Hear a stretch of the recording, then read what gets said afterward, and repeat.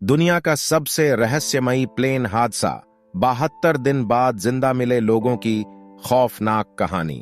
Indonesia के Jakarta में एक यात्री विमान सोमवार सुबह उड़ान भरने के 13 मिनट बाद समुद्र में क्रैश हो गया।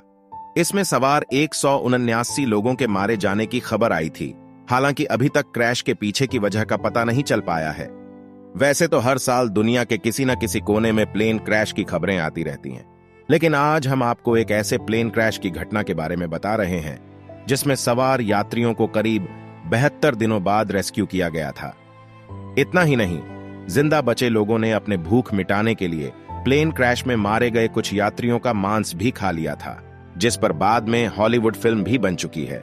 इतिहास में यह दुर्घटना 1972 एंडीज फ्लाइट डिजास्टर या मिरेकल ऑन ऑफ एंडीज के नाम से जानी जाती है। यह दुर्घटना उस फ्लाइट में सवार उरुग्वे के ओल्ड क्रिश्चियन क्लब की रग्बी टीम के उन 2 खिलाड़ियों के हौसले के लिए भी जानी जाती है, जिन्होंने अंत तक हार नहीं मानी और कई लोगों की जिंदगी बचा ली। यह दर्दनाक हादसा 13 अक्टूबर 1972 में हुआ था। इसमें उरुग्वे के ओल्ड क्रिश्चियन क्लब की रग्बी टीम शिकार हुई थी। यह टीम चिली के सैंटियागो में मैच खेलने जा रही थी। उरुग्वे एयरफोर्स का प्लेन टीम के प्लेयर्स और मैनेजर्स के साथ उनके परिवार और दोस्तों को लेकर एंडीज के ऊपर से गुजर रहा था। प्लेन में कुल 45 लोग सवार थे। उड़ान भरने के कुछ देर बाद ही मौसम खराब होने लगा था। एंडीज के सफेद बर्फीले पहाड़ों में पायलट को कुछ नजर नहीं आ रहा था।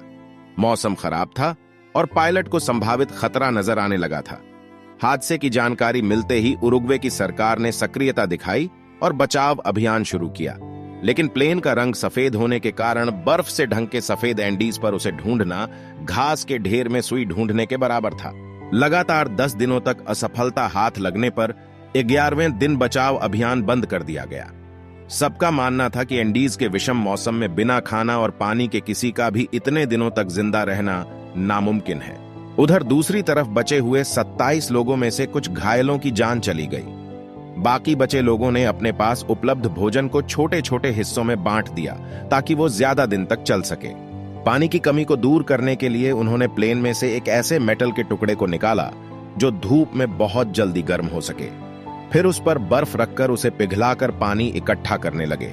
इससे उनकी पानी की समस्या तो हल हो गई, पर कुछ ही दिनों में भोजन समाप्त हो गया। भोजन खत्म होने के बाद बचे हुए लोग भूख से इस कदर परेशान हो चुके थे कि उन्होंने अपने साथियों की लाश के टुकड़े करके खाना शुरू कर दिया। एक झटके में आई मौत से बचे ये लोग अब असहनीय अंत की ओर बढ़ रहे थे। लगभग 60 दिनों के अंदर दोनों का शरीर कमजोर हो चुका था। बर्फ पर ट्रैकिंग करने के लिए उनके पास पर्याप्त साधन नहीं थे, लेकिन दोनों खिलाड़ी थे और दोनों के अंदर अंत तक हार नहीं मानने का जज्बा भी था। दोनों जैसे तैसे चिल्ली के आबादी वाले क्षेत्र तक पहुंच गए, जहां दोनों ने रेस्क्यू टीम को अपने साथियों की लोकेशन बताई। हादसे के 72 दिनों बाद 16 लोगों का बचना भी किसी चमत्कार से कम नहीं माना जा रहा था। पैरोडा ने इस पूरे हादसे और अपने संघर्ष को एक किताब की शक्ल भी दी है। इस भयावह घटना पर पियर्स पॉल रीड ने 1974 में एक किताब अलाइव लिखी थी। इसी विषय पर 1993 में निर्देशक फ्रैंक मार्शल ने फिल्म भी बनाई थी। उम्मीद करते हैं कि आपको यह जानकारी सुनकर अच्छी लगी होगी। ऐसी ही जानकारी देते रहेंगे आपको।